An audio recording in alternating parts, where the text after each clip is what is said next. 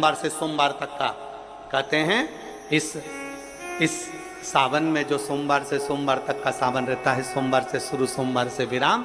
अगर आपके घर में रुद्राक्ष है, आप रुद्राक्ष धारण करते हो या रुद्राक्ष अपने घर में रखते हो, तो उस रुद्राक्ष को छोटी सी कटोरी में रखकर या एक पात्र में रखकर 7 बार किसी भी अमावस पर, सावन में जो अमावस्या पड़ती है, ये सोमवार से सोमवार वाली सावन, इसके बाद वाले सावन का हम वर्णन नहीं कर रहा, हम इस सावन की बात कर रहे हैं। या तो अमावस, पूर्णिमा, त्रयोदशी, चतुर्दशी या प्रदोष, शिवरात्रि, अष्टमी, ये ऐसी तिथियां हैं जो सोमवार से सोमवार तक का जो सावन होता है, सावन में कटोरी में रखकर, प्लेट में रखकर, थाली में रखकर 7 बार अपने घर में अगर रुद्राक्ष है तो उसको बलवान बनाने के लिए इसी सावन के महीने में 7 बार तो जल, 5 बार दूध गौ माता का और 2 बार गाय का घी उस रुद्राक्ष पर लेपित करना चाहिए। और फिर उस रुद्राक्ष को धूप बत्ती हो या घर में गूगल की धूप हो, वो धूप बत्ती से उस रुद्राक्ष को सिद्ध कर लेना चाहिए। कुछ नहीं आता ना, शिव का नाम लो, श्री शिवाय नमस्तुभ्यं बोलो और उस रुद्राक्ष का स्पर्श कर कर अपने गले में धारण करते हो तो गले में, पूजन में रखते हो तो पूजन में, या किसी कार्य सिद्धि के लिए रखते हो तो कार्य सिद्धि के लिए। अगर ये सोमवार से चालू होने वाले सावन को सोमवार से विराम होने वाले सावन में अगर हम सिद्ध कर लेते हैं तो वो रुद्राक्ष हमारे जीवन का सबसे श्रेष्ठ रुद्राक्ष हो जाता है, सर्वश्रेष्ठ। अभी हमारे सीहोर में कुबेरेश्वर धाम पर ये जो सावन का महीना आया है, इस सावन में हमारे यहाँ कुबेरेश्वर धाम पे वैसे तो जो महाशिवरात्रि आती है, जिस समय रुद्राक्ष उत्सव होता है, उस समय पर रुद्राक्ष को सिद्ध कर लिया जाता है। पर जो सावन ये आया है, इस सावन में हमारे यहाँ प्रतिदिन बाबा के रुद्राक्ष को सिद्ध करते हैं। प्रतिदिन नियम है रुद्राक्ष पर जल चढ़ाना, दूध चढ़ाना, घृत लगाना और बाबा के रुद्राक्ष, क्योंकि इतने भक्त आते हैं उनके लिए वो रुद्राक्ष सिद्ध होना चाहिए।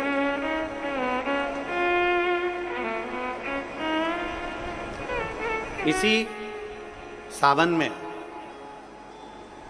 4 मुखी 3 रुद्राक्ष, कितने? 4 मुखी कितने? 3। 5 मुखी रुद्राक्ष 3 और 6 मुखी रुद्राक्ष 3। इनके बीच में 1.25 गांठ लगाई जाती है। 4 रुद्राक्ष कितने? जल्दी बोलो। 4 मुखी रुद्राक्ष कितने? 3। 5 मुखी रुद्राक्ष कितने? 3। 6 मुखी रुद्राक्ष कितने? 3। इनके बीच में 1.25 गांठ लगाई जाती है। मतलब एक गांठ पूरी लगाई जाती है, फिर आधी गांठ लगाकर फिर रुद्राक्ष को डाला जाता है लाल धागे में, फिर 1.25 गांठ ऐसी चलती है। 9 रुद्राक्ष होते हैं कुल टोटल।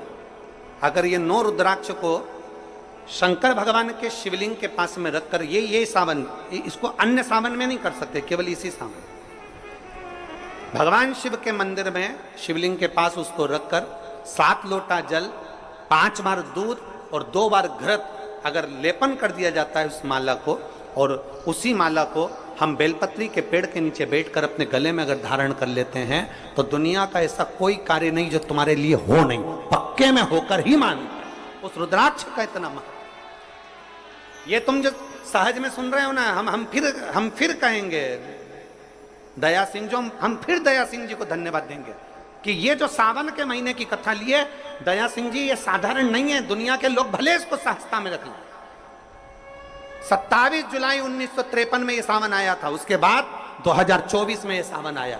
लोग तरसते हैं इस सावन के लिए कि इसमें हमें रुद्राक्ष को सिद्ध करना है, हमें इसमें बेलपत्र का पान करना है, इसमें हम जो मांगेंगे हमारा बाबा कृपा करने के लिए तत्पर रहता है। ये वो रुद्राक्ष का आनंद पाते हैं।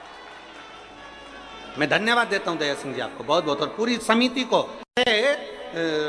शिव मंदिर में जैसे आप लोग जाते होंगे शंकर जी के मंदिर में, तो ये तो शिवलिंग हो गया, ये जलाधारी हो गई, ये जलाधारी है, ये शिवलिंग है। और जलाधारी और शिवलिंग के यहां शिवलिंग से लेकर जहां से पानी नीचे गिर रहा है, आप पानी यहां चढ़ाते हो तो ये घूम के यहां से नीचे आ जाता है। आपने जल यहां चढ़ाया शिवलिंग पे तो जल घूमकर यहां से नीचे आ जाता है। इस जगह से नीचे की ओर आ जाता है, इस स्थान से। प्रयास करिए, ये जो सावन आया है 72 वर्ष के बाद, प्रयास करिए कि कितना बड़ा भी रोग है, कितनी बड़ी भी बीमारी है, आप डॉक्टर से इलाज करवाओ, पर ये जो स्थान है अशोक सुंदरी का, इस स्थान पर एक बार अपनी हथेली रखकर देखिए और भगवान शिव से पंचाक्षर मंत्र नमः शिवाय, षडाक्षर मंत्र ओम नमः शिवाय या श्री शिवाय नमस्तुभ्यम स्मरण कर कर देखिए और एक बेलपत्र बाबा की लेकर जहां से पानी नीचे गिरता है उस स्थान पर लगाकर उसी बेलपत्र को खाइए और फिर जाकर डॉक्टर को एक बार फिर जांच करवाइए कि उस रोग में आराम कितना लगा है, उस रोग में अंतर कितना आया। सावन का ये महीना जिसमें आप भगवान शंकर की अविरल भक्ति को धारण कर रहे हो,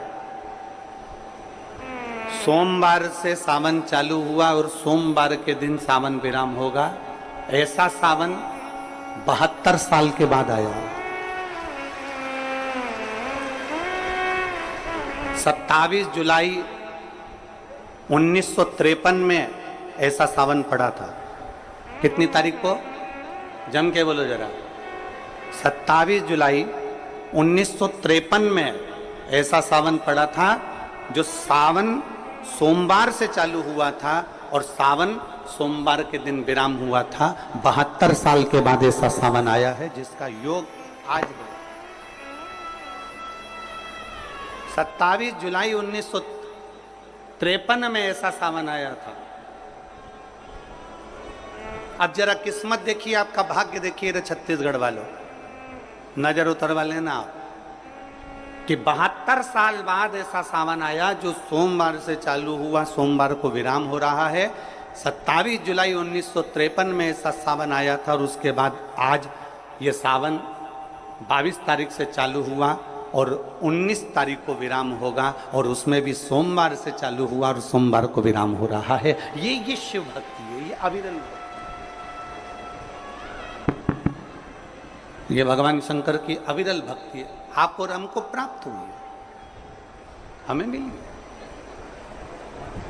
और तेरी भगवान शिव ने अघोर अस्त्र धारण किया इसी सावन में।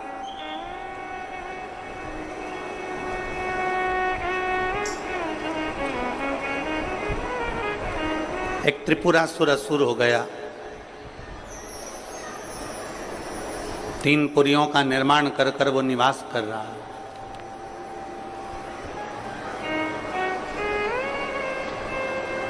बड़ा विचित्र है वो।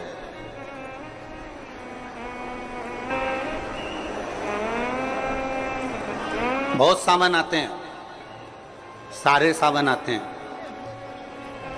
हर वर्ष सावन का महीना आता है, हर वर्ष श्रावण का सोमवार भी आता है, हर वर्ष प्रदोष भी आती है, हर वर्ष शिवरात्रि भी आती है सावन की, हर वर्ष अष्टमी भी आती है, छठ भी आती है, सब तिथियां आती हैं।